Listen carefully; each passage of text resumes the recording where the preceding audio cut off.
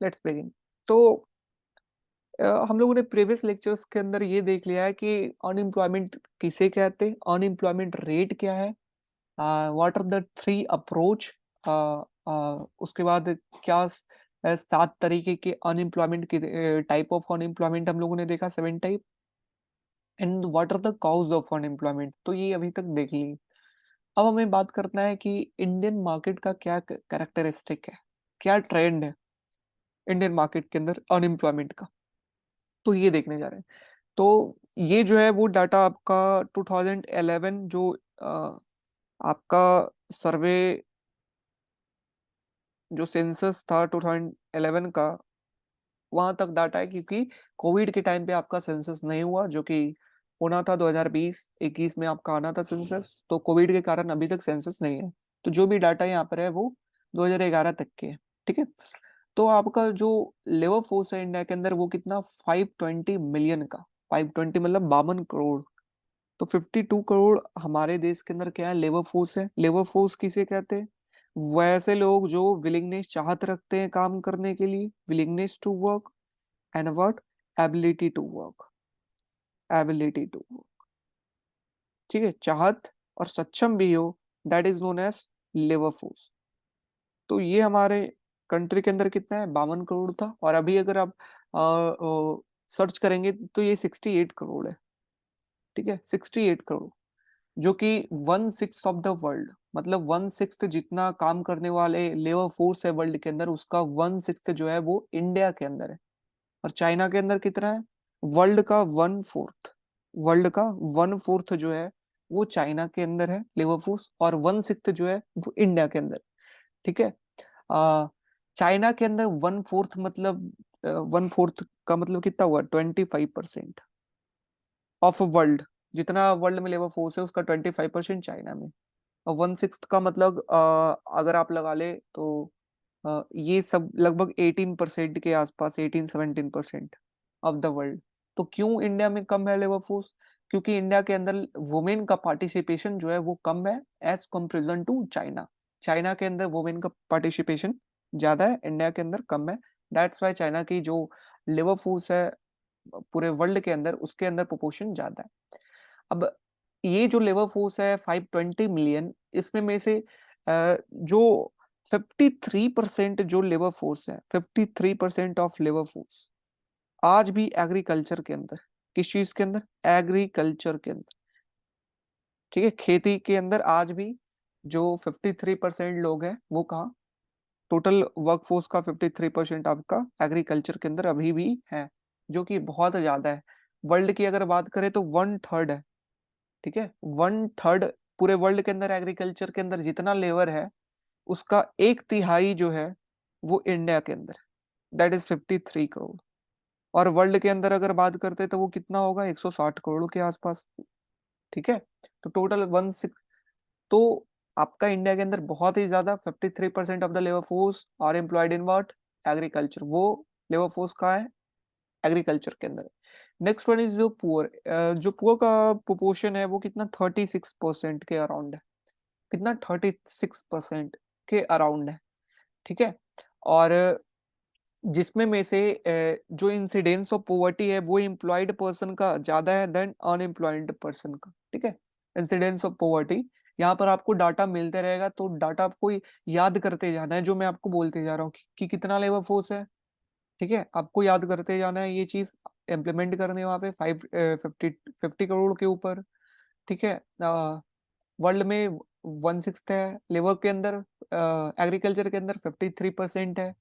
ठीक है, पुअर 36% है। ठीक है, फिर लेबर मार्केट के अंदर क्या है कि ये ड्यूअलिज्म है। ड्यूअलिज्म पहला है कि लार्ज सबसे जो इकोनॉमी है वो लार्ज है, पॉपुलेशन जो है वो लार्ज है, तो लेबर फोर्स जो है इंडिया के अंदर वो लार्ज, और ज्यादातर जो है वो एग्रीकल्चर के अंदर है, क्योंकि उनका स्किल और एजुकेशन कम है, जिसलिए वो लो प्रोडक्टिव जॉब जो है वो irregular job like casual self employment वाले जॉब वो करते हैं। ठीक है, और दूसरा इफेक्ट है दैट इज मॉडर्नलाइजेशन, क्योंकि वो अपने आप को मॉडर्नलाइज्ड नहीं किए हैं, जिस तरीके से जरूरत है उस तरीके का उनके पास स्किल नहीं है। दैट्स वाई वो क्या है, अनएम्प्लॉयड है। ठीक है। तो डुअलिज्म है लेबर मार्केट के अंदर इंडिया के अंदर, ठीक है। फिर जो अनऑर्गेनाइज सेक्टर, ऑर्गेनाइज सेक्टर का मतलब क्या होता है कि उसके अंदर रेगुलर जॉब, रेगुलर सैलरी मिल रही है, उसके अंदर पेंशन प्रोवाइड किया जाएगा, उसके अंदर मेडिकल इंश्योरेंस प्रोवाइड किया जाएगा कंपनी के द्वारा, उसके अंदर 30 दिन 40 दिन रहेगा कि हाँ वो ईयरली में उतना वो ऑफ ले सकते हैं, छुट्टी ले सकते हैं, तो उसे कहा जाता है फॉर्मल। और इनफॉर्मल जॉब का मतलब ना तो रेगुलर पेमेंट प्रोवाइड किया जा रहा है, ना तो कोई सोशल सिक्योरिटी स्कीम है, ना उन्हें इंश्योरेंस है, मेडिकल इंश्योरेंस, ना उनको ओल्ड एज को लेकर के पेंशन है, तो उसे अनऑर्गेनाइज्ड कहा जाता है, ठीक है। तो जो अनऑर्गेनाइज्ड वर्कर है ना, 3/4 of the unorganised sector worker are poor. मतलब जितने भी अनऑर्गेनाइज्ड वर्कर हैं उसमें से 3/4 75% जो पॉपुलेशन है वो क्या है, पुअर, ठीक है। और ये पुअर होने के कारण उनका जो बार्गेनिंग पावर है, क्योंकि गरीब है, तो कंपनी से अगर उनको बार्गेन करना है कि नहीं मुझे इतना तनख्वाह चाहिए, तो कम होगा, गरीब लोगों को कौन सुनता है। तो वही चीज।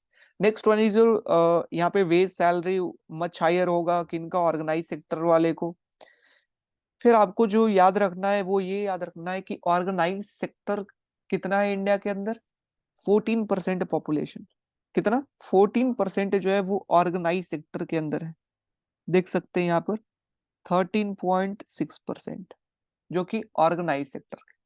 और अनऑर्गेनाइज सेक्टर कितना है, 86%।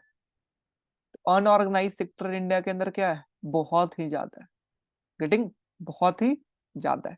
तो पहले 86 था, फिर धीरे धीरे ये 2004-5 के टाइम पे अनऑर्गेनाइज सेक्टर क्या हुआ, राइज हुआ।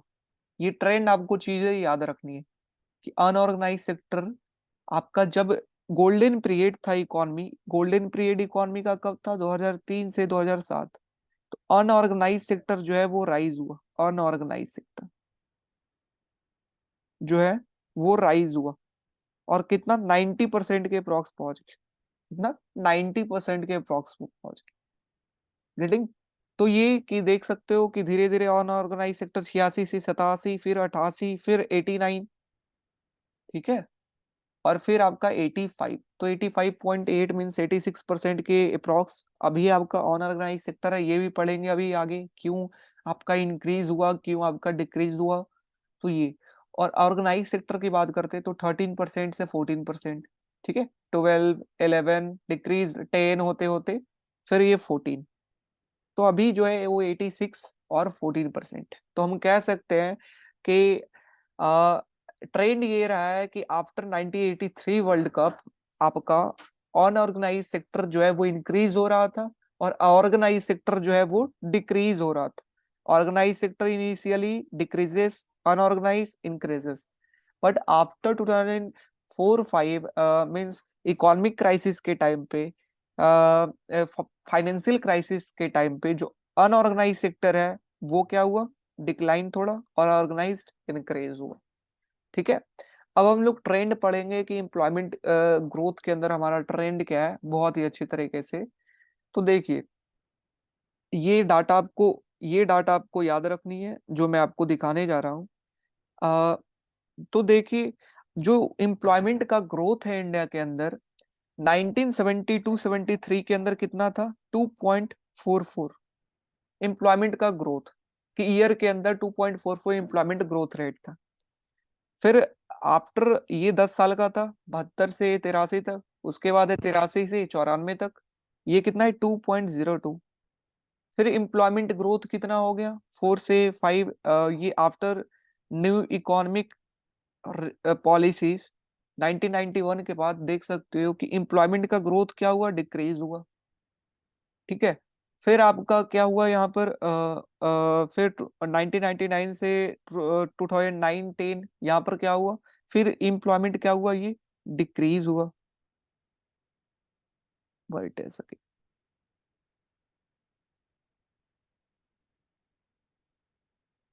फिर एम्प्लॉयमेंट क्या हुआ, ये डिक्रीज हुआ, ठीक है। अ, तो और फिर 2004 से 9-10 और भी एम्प्लॉयमेंट का ग्रोथ रेट डिक्रीज हुआ।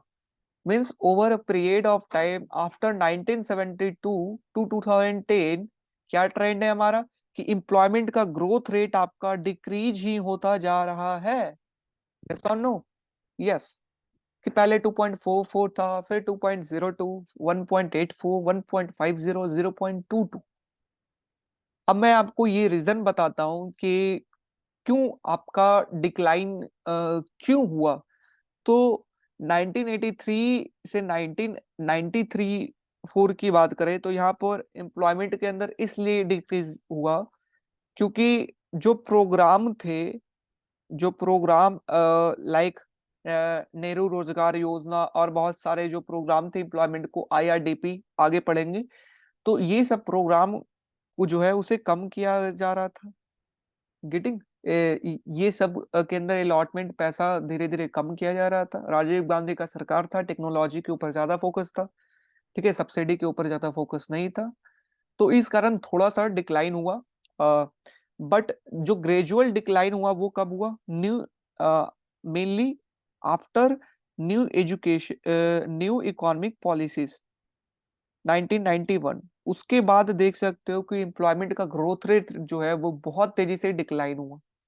ठीक है, क्यों डिक्लाइन हुआ कि 1991 के अंदर जो है वो हमारा बीओपी जो है हमारा बीओपी बिल्कुल डेफिसिट में था। अ, हम अ, हमारे पास सरप्लस, हमारे पास डॉलर नहीं थी पे करने के लिए ऑयल या बाहर से इंपोर्ट जो आ रहा था उसको पे करने के लिए नहीं था। हमारा इंपोर्ट कवर जो था वो 15 दिन का था, सिर्फ 15 दिन का पैसा रहा था। तो यहाँ पर क्या हुआ कि हमें लोन लेना पड़ा जा करके आईएमएफ से जा करके हमें लोन लेना पड़ा डॉलर में। तो आईएमएफ ने सर्टेन कंडीशन दिया कि हम हमारा कुछ आपको शर्तें माननी पड़ेगी तब हम आपको लोन देंगे। तो सर्टेन उस कंडीशन में ये भी था कि आपको जो सब्सिडीज आप दे रहे हैं ना, जो प्रोग्राम आप चला रहे हैं ना, ये सबको कम करना होगा। ठीक है ना? और जो पब्लिक सेक्टर आपका है ना, पब्लिक सेक्टर के अंदर जो आपका डोमिनेंस है, सारे इंडस्ट्रीज के अंदर आपका डोमिनेंस है, बैंक के अंदर आपका डोमिनेंस है, ठीक है, फाइनेंशियल सेक्टर के अंदर आपका डोमिनेंस है, सभी के कम करो। ठीक है, सभी को प्राइवेटाइज धीरे धीरे करिए, है ना। लाइक इंटरेस्ट रेट को डी रेगुलेट करे, एक्सचेंज रेट को डी रेगुलेट करे, है ना। कोई इंडस्ट्रीज है तो उसे क्या करे, प्राइवेट सेक्टर को हैंडल करने दे, उसे सोल्ड करे।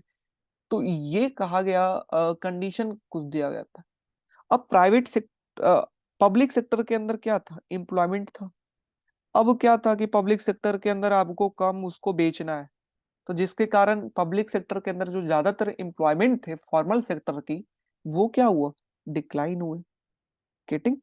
क्या हुआ? डिक्लाइन हुआ आफ्टर 1991। क्योंकि एक तो पैसे का अलॉटमेंट कम दिया गया इधर, क्योंकि पैसा है ही नहीं, शर्तें भी माननी है, सब्सिडी के लिए पैसा भी नहीं है, तो इधर तो अलॉटमेंट कम दिया गया।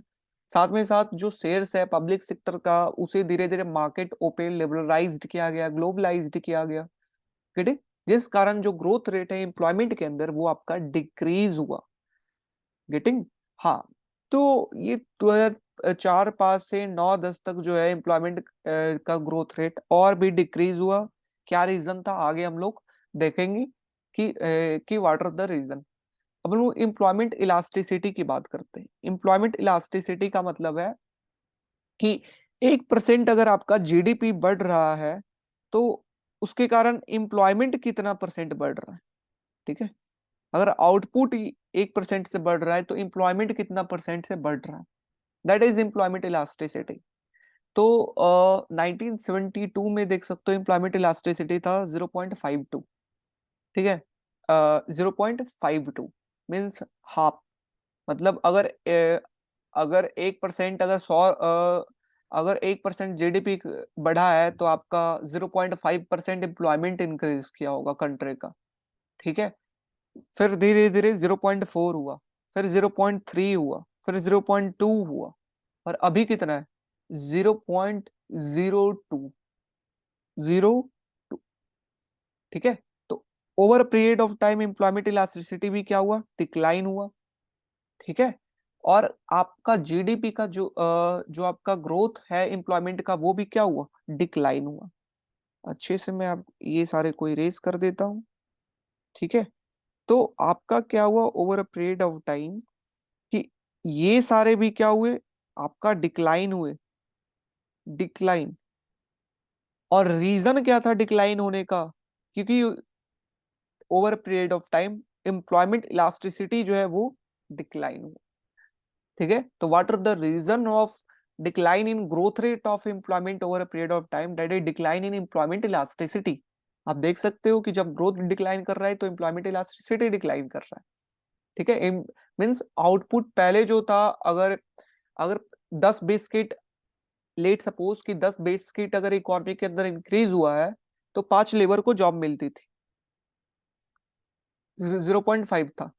बट अब क्या हुआ कि 10 बिस्किट अगर इंक्रीज होती है तो कितने लेबर को जॉब मिलेगा, एक भी लेबर को नहीं, 0.2 लेबर को चांस, 0.2 लेबर को चांस कि जॉब मिलेगा। गेटिंग?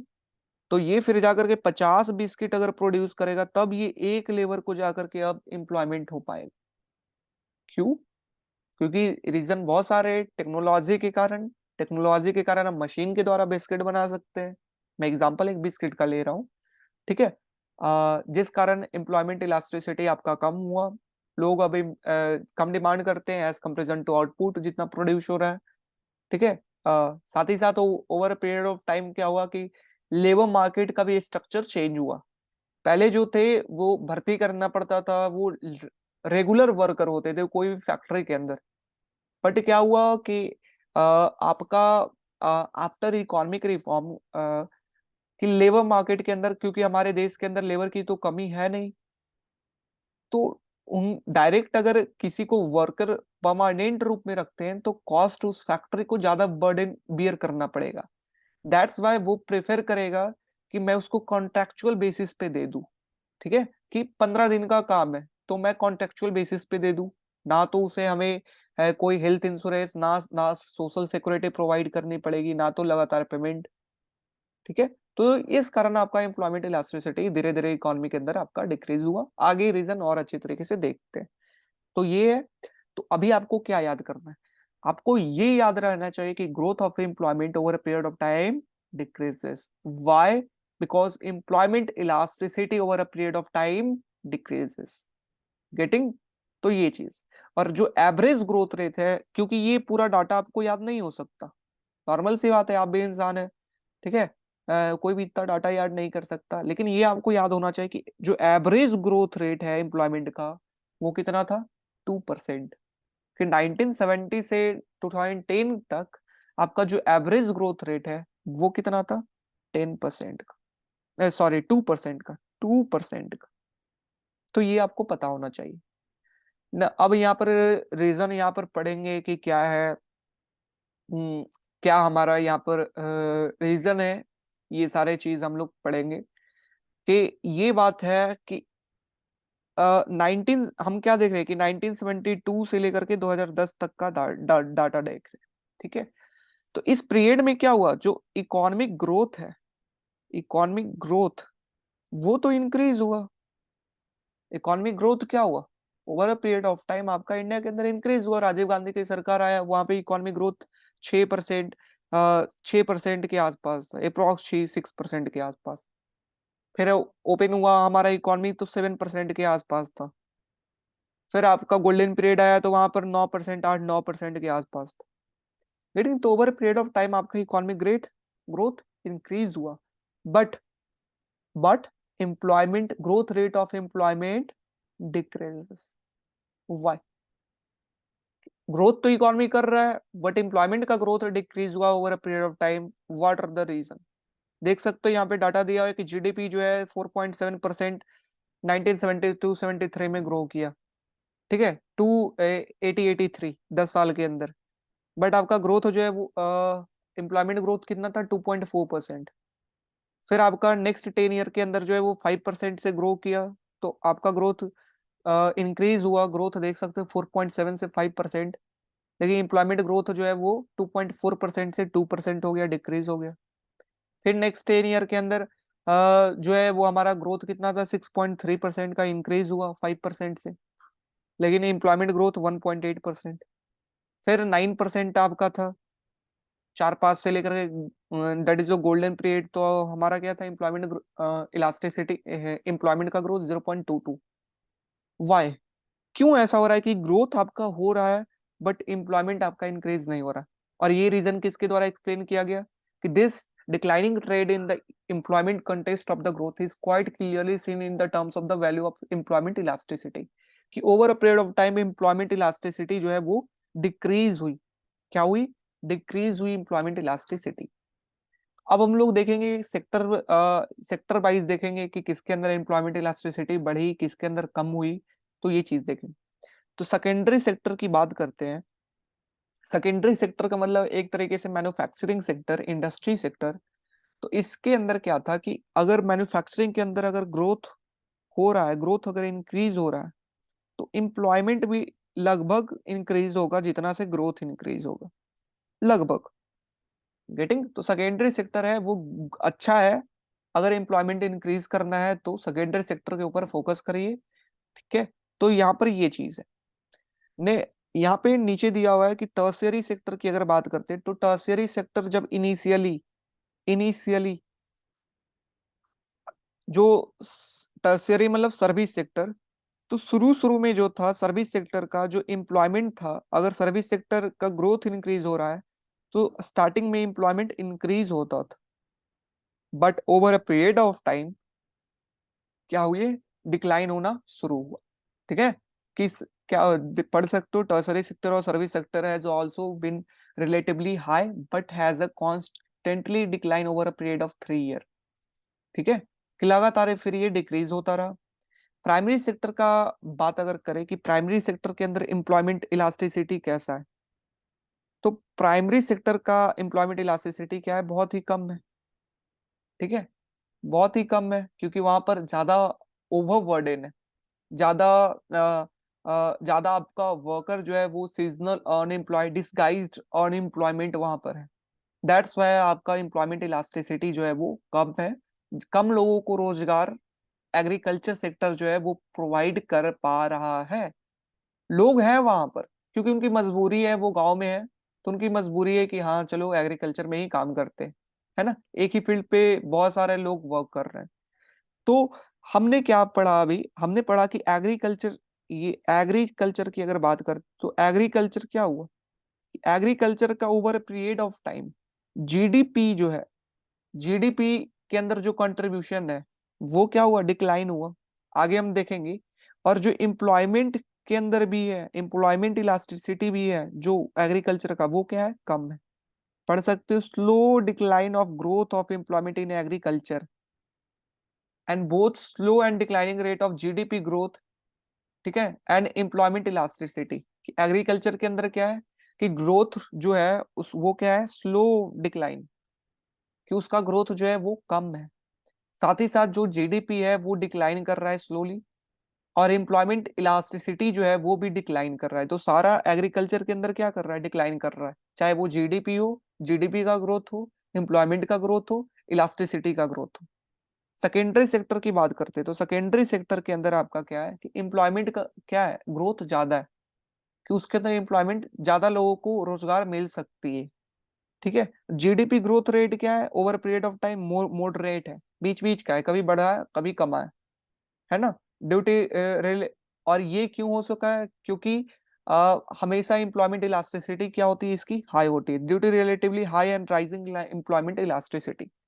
ठीक है, तो सेकेंडरी सेक्टर की बात अगर करते हैं तो एम्प्लॉयमेंट का ग्रोथ क्या है, ज्यादा है, जीडीपी क्या है, मॉडरेट है, एम्प्लॉयमेंट इलास्टिसिटी क्या है, ज्यादा है। ठीक है, इलास्टिसिटी सेकेंडरी का ज्यादा है। Next one is tertiary, tertiary sector का ग्रोथ, जीडीपी का ग्रोथ रेट क्या है, बहुत ही ज्यादा है। ठीक है, ग्रोथ रेट बहुत ही ज्यादा है, बट एम्प्लॉयमेंट का ग्रोथ रेट क्या है, कम है। क्यों? क्योंकि एम्प्लॉयमेंट इलास्टिसिटी कम, एम्प्लॉयमेंट इलास्टिसिटी कम है, दैट्स वाई एम्प्लॉयमेंट का ग्रोथ रेट कम है। मैं आपको रिलेशन नॉर्मल लैंग्वेज में आपको ये समझाता हूँ कि employ growth rate of on employment is directly proportional to employment elasticity. employment elasticity अगर इलास्टिसिटी ज्यादा है मींस ग्रोथ अगर ज्यादा हो रहा है मतलब एम्प्लॉयमेंट इलास्टिसिटी ज्यादा हो, और ग्रोथ अगर कम हो रहा है एम्प्लॉयमेंट के अंदर तो एम्प्लॉयमेंट इलास्टिसिटी कम है। एग्जांपल एग्रीकल्चर का लेते। एग्रीकल्चर एग्रीकल्चर के अंदर जीडीपी का ग्रोथ रेट डिक्लाइन हो रहा है, तो एम्प्लॉयमेंट का ग्रोथ रेट, जीडीपी का ग्रोथ रेट डिक्लाइन हो रहा है, एम्प्लॉयमेंट का ग्रोथ रेट डिक्लाइन हो रहा है। अगर एम्प्लॉयमेंट डिक्लाइन हो रहा है, क्यों डिक्लाइन हो रहा है? क्योंकि इलास्टिसिटी जो है वो कम है। गेटिंग? अगर हम लोग बात करते हैं किसका, मैन्युफैक्चरिंग सेक्टर का बात करते हैं, ठीक है, तो मैन्युफैक्चरिंग सेक्टर के जीडीपी क्या है? मॉडरेट है, कभी डिक्लाइन कभी इंक्रीज कभी डिक्रीज किया है।